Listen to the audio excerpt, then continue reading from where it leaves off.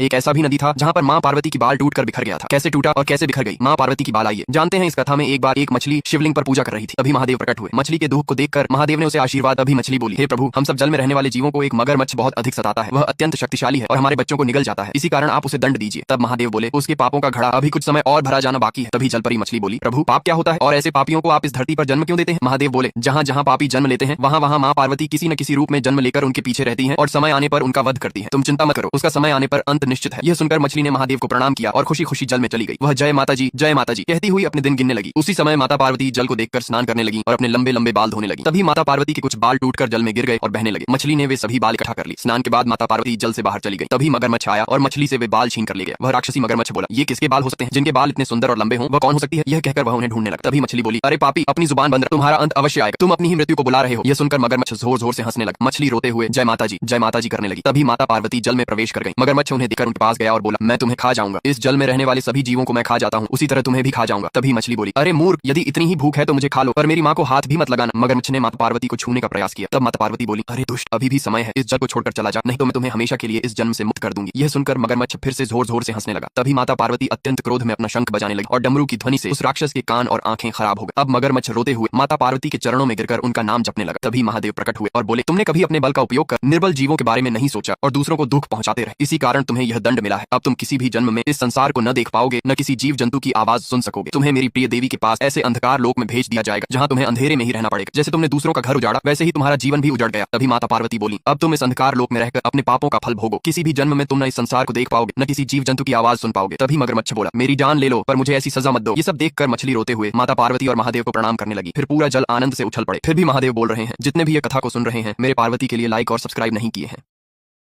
Download ShareChat.